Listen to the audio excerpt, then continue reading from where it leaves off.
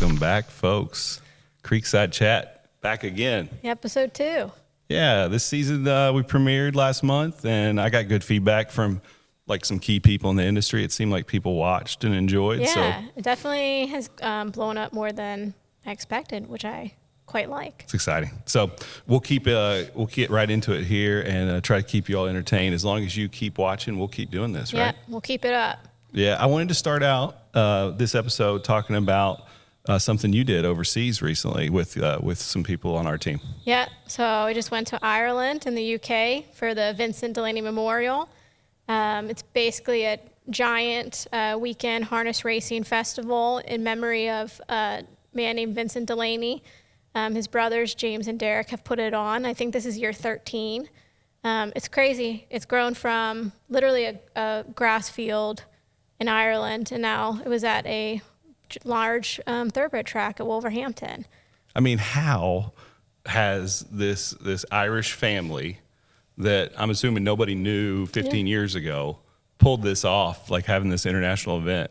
I mean, I think it's like you said a couple days ago, Derek's probably the best salesman of all time because he's gone from, Derek Delaney, he's gone from, literally just a memorial race for his brother. And now this year he had sponsors such as, Diamond Creek, Hanover, Hambletonian Society, Meadowlands. It's crazy. He makes friends so quickly, and then he gets people to help and support him. Yeah. He's not pretentious at all, down to earth, like super passionate. Yeah. Just loves it. What was your favorite parts about this VDM? My favorite part was definitely the ladies' race. I didn't expect that to be my favorite part. It's like international ladies race, right? They had different women driver there was a couple from the U.S., Australia. I heard they were really getting into it. Competing. It was definitely the best race of the day. Like all those girls were like, we're winning this. So when they came down that stretch, they were all wide and everyone was just going. And it was really cool because the race is the first year for it. And it was held in memory of a woman named Bernie Kelly, who was their racing secretary, and her daughter Grace Kelly actually won it. So that was really cool. Man, harness racing loves to have races in memorial. Yeah, there was a whole thing, So she won it, and then the gentleman, his horse she won it on, the horse was named in memory of his father too. So I think the stories of the Irish trip and the UK and the VDM, it's not even so much just the racing, it's the personal stories. And I think that's what gets everyone invested in it. So over here, we can complain about, there's not enough races here or this jurisdiction's down, whatever. But that's not for the money. It's a completely different situation. I mean, I think this was one of the highest purses of all time. And what were they at in euros? The highest the purse for the entire meet was $100,000. Dang, that's big money over there. Yeah, for us, we would think like that's a race or two races, but that's a huge amount of money for them. And it's created like some changes in the yearling market too, right? Yeah, for sure, right? because it's actually pretty neat. Like we have sent seamen over in the past, and I think there's 3 Mickey winners and 4 Lou's, so it's nice to see that. And we're Pacers only in Ireland, right? Yeah, Pacers only. They do have some French trotters, but Pacers only, one last takeaway from VDM and just your experience with that over all these years now? I mean, I think everyone should go. 100%. Like if you want to get back into it and like back to why you are a racing fan, you should go. Maybe you're losing the passion, like, and I need to reconnect. Yeah, like when you go the Diamond Creek final, for example, an Irish man won it, and there was a mob pit, probably 30 Irish fans mobbing the field, and they run out to the track and they're all screaming like it's pure. It's kind of better than the Hambletonian, really. That's beautiful. So. I would encourage everybody on USTA's website, right? Yep. There's a ton of good content that got done. Yeah, they did a great job covering it. Wendy Ross and Mark and Rich Johnson did a great job of covering it. So if people want to go next year, is it always the same weekend? Or? It's usually the second weekend in August, usually the weekend after the Hambletonian. So you can go right from New Jersey. I think there's a direct flight. So yeah, Ireland's amazing. Yeah. Beautiful. Derek Delaney will probably be in touch with you if he hasn't been already out there. If you're a potential sponsor, what a salesman. Yeah, just get ready. So I also wanted to get into just a quick preview, since we're going to get in depth here very soon in this episode, of our Lexington sale consignment. Just like a quick preview of what's kind of different this year for us. Yeah, we're back in Barn 7 like always. It's a little bit of a new look for us. You want to tell us a little bit about what you look forward to? it's something we've been working on for years because it's such a delayed effect, you know, but essentially 3 to 4 years ago, we started to change the broodmare band a little bit, and we started to invest in different ways in different areas, and we focused on young stock. A lot of young mares that we were either able to race and retire, or we were able to acquire. And so what that's resulted in is we actually have 19 yearlings in our Lexington sale consignment alone that are first foals out of their mare. That's a lot of yearlings. Yeah, it's almost half our consignment. Yeah. It's amazing. It could be a record. It's certainly a record for us. We've got stallions represented on the trotting side like Chimpanzee, Walner, Muscle Hill, new sire Captain Corey with his first crop. We've got the good old standard Father Patrick. We've even got Calgary Games, that new Calgary Swedish sire. Games, FaceTime Bourbon, you know, on the pacing side, really super strong again, down by the seaside. We've got a lot of those, and he's on the cusp of having his best crop to offer. And then we got Captain Treacherous, Huntsville, Pappy Rob, Hanover, all the notable ones. So we're really loaded. We've got something for everybody, I think, in every price point. And yeah, it's exciting. So yeah, we a lot of dual eligible too. Definitely encourage everyone to come out to the farm. Yes, absolutely. And we'll get into that a little bit later, let you know what's going on at the farm and how you can come out here and get a sneak peek at these yearlings. Next thing up is we're going to pull back these barn doors and show everybody what it looks like to get these yearlings ready for the sale.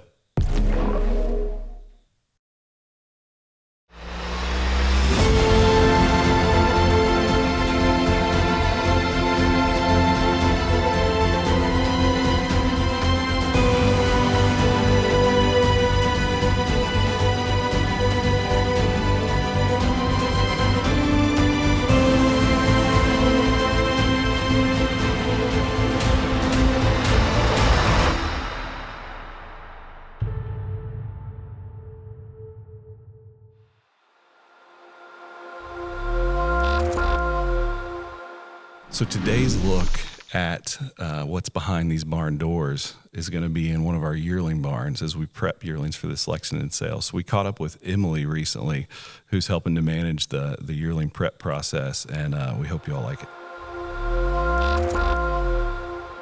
All right, folks, we're down in the yearling barn here with Emily Purcell, our general manager of equine ops, and she's down here for the season to keep a very close eye on the comings and goings with all the yearlings, right? Correct, yep. So I think people want to know and better understand what is the daily routine for a yearling prepping for a sale. It's pretty simple, actually. So we start the day at 7, and then we'll bring them in and they get fed. And then the next 2 hours, we'll put them in the gym and they'll get exercised.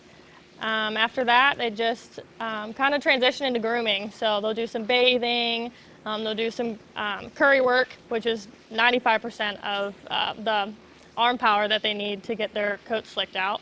And then they'll take their lunch break, and the horses also get fed lunch if they need it. And then the afternoon is entirely devoted to grooming as well. Now that we're a little farther in there, we will also have client shows. So our afternoon is filled with those as well. But 95% of the day is grooming. So I know you're planning to video them next week, and you've been doing some farrier work as well this week. So talk to us about what it's like to shoe yearlings. Yeah, so Steve Stanley is our farrier. He does all of our trimming up until we start prep, and then he'll come he came the entire week this week. He's going to shoe all 48 of the yearlings that we're going to video next week. Some of the horses get heavier shoes, some of the horses get lighter shoes. It just depends what we think that they need to be able to pick up their feet nice and get them to look as fast as they can in the paddock. And it's front shoes only, correct? Front shoes only, correct. Yeah, so talk to me about our philosophy on this process and kind of what the goals and aims are and what do we value, just the overall concept. Yeah, so I think with everything else, our slogan is a cut above, so we'd like to be the best at the sale. So we want to present a slick-coated, fit horse with manners. That's probably the 3 main things that we work towards. So throughout the day, the horses will get worked with for standing upright. Obviously, I said the 95% of the day is grooming, and then we make it a priority to make sure all the horses are exercised correctly, so then they have enough muscle when the horses move to training that they're ready for those trainers. Ready to break and go on with. Yeah. So what about at the end of the day, you said something about how, you know, they'll spend the night outside. Talk about the importance of that for us. Yeah, I like them to be horses as much as they possibly can be, and sometimes I think it helps them with their mindset as well. So everybody does it different, but we like to turn them out between 4 and 5 o'clock at night, and then they're out all night. We try to avoid the sun as much as possible so we can get that sun bleach out of there, but I just think being able to be a horse helps their brain to develop, and we forget sometimes how young they are, and remembering that is helpful, I think, in part of their growth. Yeah, I think that's a big commitment for us. And then it also extends, doesn't it, into when they're weanlings and sucklings, right? Because they virtually are outside 24/7. Correct, yeah. We don't bring any of the horses in full time until we start those 8-9 weeks of prep. So they are completely outside. The only time that they do come in is when Steve comes and trims them. So they get handled 24/7 outside with our staff, picking their feet, grooming outside, but we don't really expect them to come inside and just be a product for us until prep. So we separate them as weanlings into colts and fillies, but they're in groups of 10 to 12 all the way probably till about 10 weeks before we start prep. And they just kind of tussle with each other and teach each other like who's going to be boss out in the field. It adds their character, the boys especially, because they can be a little rough, but I think them being able to be around each other and beat each other up a little bit makes them tougher. And Yeah, like we even noticed like this year in particular where when the colts did come in for prep, they had more muscle development than the fillies, and we think it's because they do wrestle all the time. yeah, and you know, we try to avoid those like nicks and cuts for the sale, but we only need to separate them for that little bit of time beforehand. And we've got the farm manager here and the employees are super equipped enough to be able to take care of those injuries Great as fast team. as possible. What else do we believe in philosophy-wise? Like maybe touch on feed or even things like large fields with hilly terrain. Kind of just elaborate from your perspective. Yeah, some of our land is pretty hilly, so we'll put some of the horses that need a little more muscle development. They kind of do it on their own, walking up and down the hills in the paddocks, in the fields.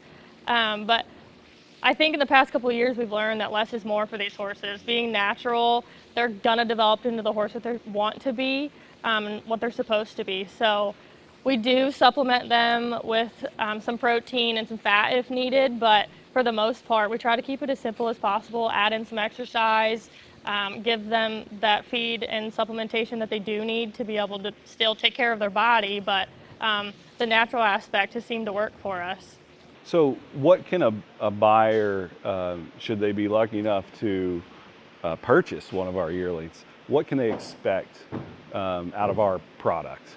I'm hoping by the end of prep that we can show off a fit, mannered, and slicked coat horse, but at the same time, like, we don't want anybody to come look at a horse and have to try to imagine what they will build at the track when they're training them and getting them fit. I'd like to send them as close as they possibly can be to the horse that they would just be able to go break and send on the track as quick as possible. So if we can leave as much possible out of the imagination and just show them the product we have, that would be the goal.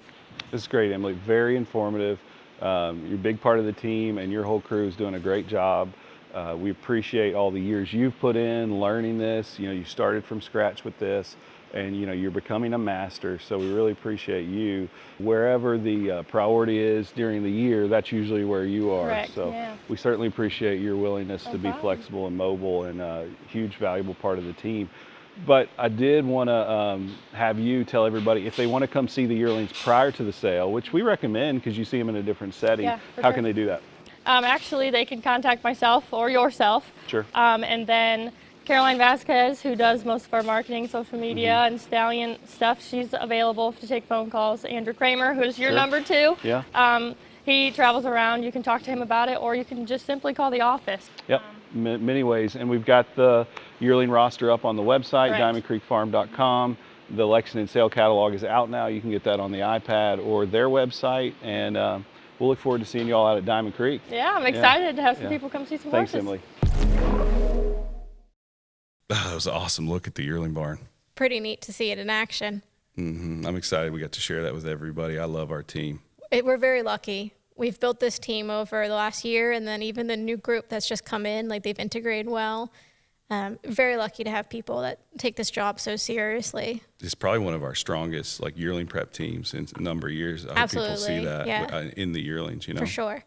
It takes a lot of work, to build these horses into the athletes that they become. And if you can't start at the ground with people that take it seriously and want to do it, you can't do it. Yeah, from like our farrier to our feed rep to our maintenance guy, like everybody's playing that extra part this time of year, putting in the extra hours, extra effort. Probably everybody's under the microscope a little bit more. Yeah. Because it is like, as a breeder, and I'm sure this will ring true with all breeders, like it's like studying for a test in that like you have to cover everything. Like every day matters, every day of prep matters, and you really won't know whether you pass or fail until you get up there with the horses and compare them to all the others. Yeah. The first test, there's like a little mini test when we do videos, and then then the final exam is in the auction ring. Yeah, like the taking it seriously about preparing a horse, not just to sell well, but to perform well. And I know this will ring true with other breeders and partners that we have, but the idea of doing everything humanly possible to set that horse up for success, to reach their potential. Talk about that. I mean, because that's what it's all about, really. It's not just about like how good they will look in the ring. It's more than that. It's about how they'll perform. So you're trying to set them up to perform the best they can. They have to go past the sale and make it on the track. There's more to it than just that week at the sale. You want to create that longevity for them where they from the time they're born. Well, really from the time they're bred and the way that their moms are cared for. But it's not as if we're out here playing favorites. No. It's like they really all get the same chance. Yeah, you have from conception. You really have to. Because nobody knows. No one has a crystal ball. Nobody knows who's going to be, the most successful. So they pretty much, regardless of their value, regardless of who their sire or dam is, they're all being treated equally. It's very democratic, actually, when you think about it. Yeah, they're all being treated like future stars. Because that's how we see them and how we want them to be. Yeah, if only they could all be that, right? One of these years, maybe, if we keep doing it. But that's kind of a good way and a good chance to kind of segue in now that we like focused on yearling stuff, like moving on to the open bridle segment where it's really just a bunch of random stuff going on in the industry, whatever we want to talk about.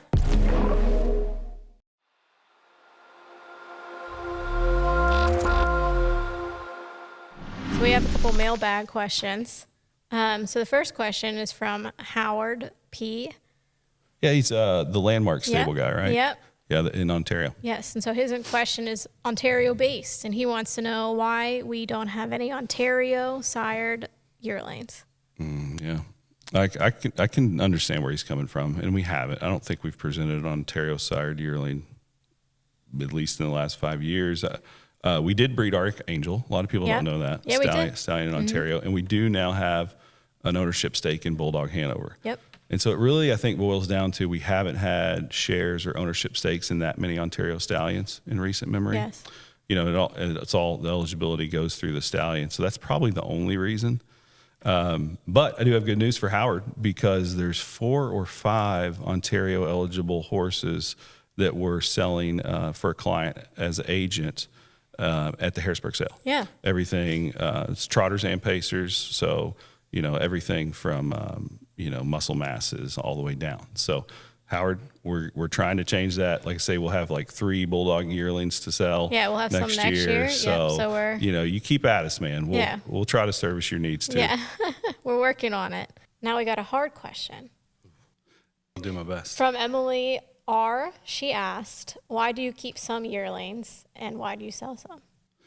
Yeah, it's a great question. Maybe a hot topic and often debated in our industry about breeders keeping certain horses. I really appreciate Emily for giving us that one because I do like to explain ourselves to people in that way, and it's just part of the dynamics. There's a lot of reasons why we may keep or choose to put in the sale, but a few that come to mind would be that we identify horses that we think fit our homebred program.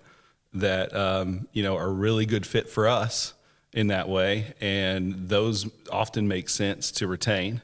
As we try to develop potential good racehorses, stallions, future brood mares, foundation mares. And then sometimes there'll be a horse that's maybe too weak in some areas to go to the sale because there's so much scrutiny at the sale, and it may not make sense to try to sell that horse. We don't think that we can get what we think would be fair for the value of that horse. So it maybe fits better in our program than going through that process. Those are just a couple of the things on those decisions, but certainly something we spend a lot of time on our team. And, I don't think anybody should assume that just because we've cataloged a horse in a sale or we're taking them up there that we don't like them. That's so far from the deal. We are trying to put out the strongest possible consignment of good athletes that can perform. Hopefully it didn't seem like a dodge anything there. We're happy to answer it very directly, but it may not be what everybody does, but it is what we do. And I don't think you should feel uncomfortable shopping our yearlings for any reason, because we've got, proof, right? What are some horses that we've sold over the last couple of years that have been superstars? I mean, Geocentric is a 2-year-old. I mean, Dan Patch winner, right? Yeah. Bond. Superstar. Mon, superstar. Yeah. Even like just horses that make money too. Yeah. Like Arson. Yeah, Arson. I mean, that's a huge one right Just there. makes money every week, and the list goes on and on. So we'll answer the hard questions. We don't mind. Yeah. Send in more hard questions. Yeah. Thanks a lot for the questions. Yeah. And you can send them, if you have more questions, you can always send them to Caroline@DiamondCreekFarm.com. Nothing's out of bounds. And we'll put them on the show.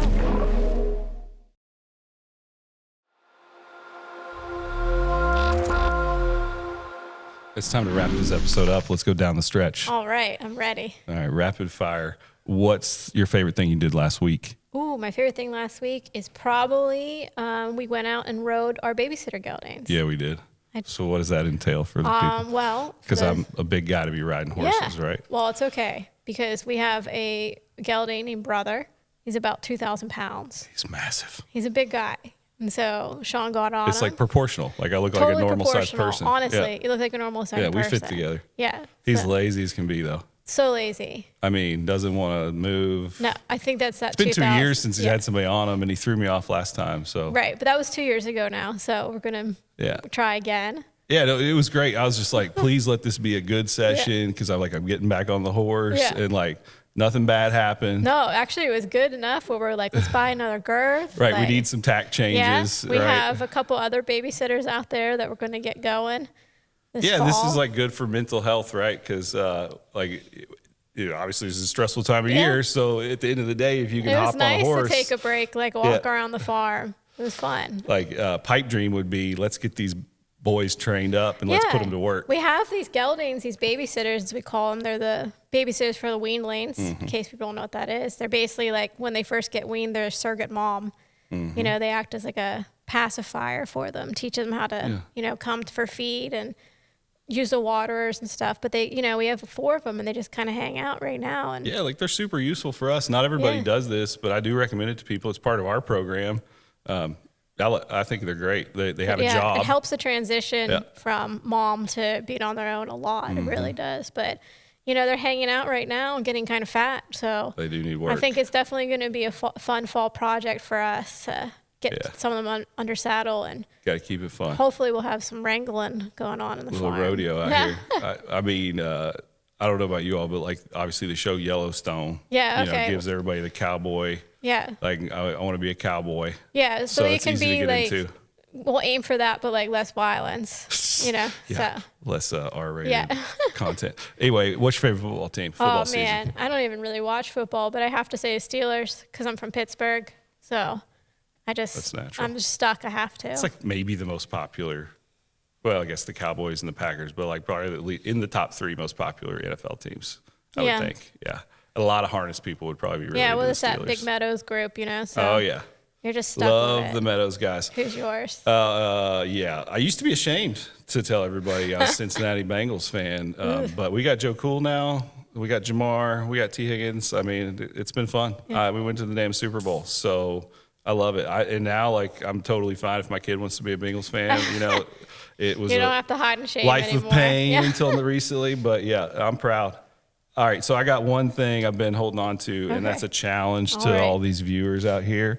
And I know everybody's been complaining about the Red Mile and the drag. Oh, yeah. And so I guess the Red Mile, you know, with these 18 race cars, we've been averaging like 6.5, 7 hours, right? It's a late night. Yeah. So it's a simple challenge. Anybody can do it. And the reward would be we'll bake you a cake. Okay. And you get some Diamond Creek gear. Okay. But if you can play 36 holes of golf in the time it takes for the Red Mile to run their card and prove it, Okay.